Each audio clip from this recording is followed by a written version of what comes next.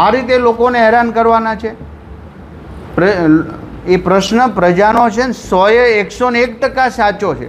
સાંભળવાનું અમારે આવે છે, તમારે નથી આવતું, સમજી લેજો. તમે તો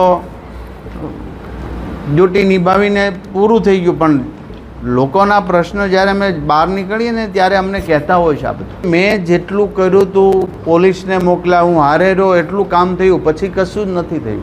દક્ષિણ ગુજરાતનું સુરત, જ્યાં વરસાદ પડતા શહેરના ઘણા વિસ્તારોમાં ખાડીપૂરની સ્થિતિ જોવા મળે છે.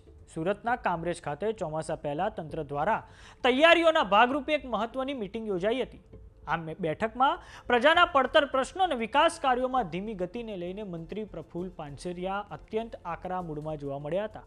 તેમણે મામલતદાર, ટીડીઓ અને સુડાના જે ઉચ્ચ અધિકારીઓ છે તેમનો જોરદાર ઉઘડો લઈ લીધો હતો. તો આવો જાણીએ સમાચાર વિસ્તારથી. નમસ્કાર, જમાવટ સાથે હું છું પાર્થ.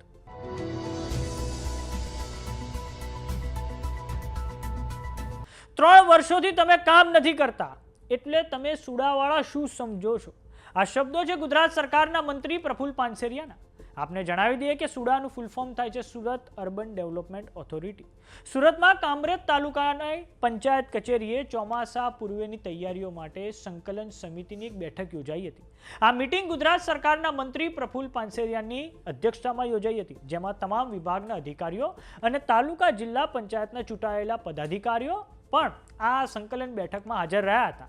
આ સંકલન બેઠકમાં મંત્રી પ્રફુલ પાનસેરિયાએ સર્વિસ રોડ પરના દબાણોને લઈને ઉગ્ર આક્રોશ વ્યક્ત કર્યો હતો, જેમાં તેમણે અધિકારીઓને ખખડાવતા કહ્યું છે કે લોકોને મૂર્ખ બનાવવાનું બંધ કરો. તમે પોતાને શું સમજો છો?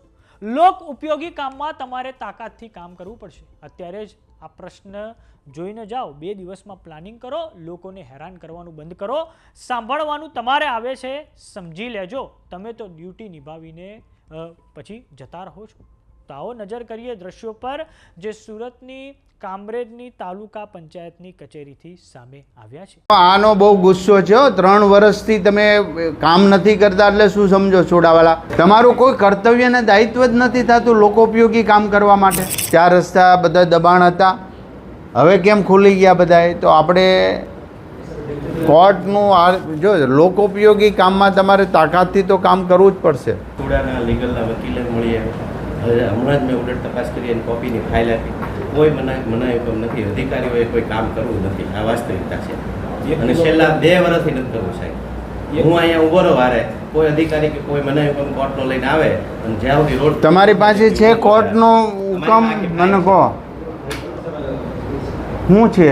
જો તો ભાઈ એ એમ કે છે નો પોલિસી સ્ટેપ લેવા એવો હુકમ છે. કેવા કે ભાઈ લારી ગલ્લા આગળ હોય ને, લારી ગલ્લા એને નહીં હટાવવાના. તમને રોડ બંધ કરવાનું કોણે કીધું છે? અત્યારે આ પ્રશ્ન જોઈને જવાનો છે અને 2 દિવસમાં એનું પ્લાનિંગ કરવાનું છે.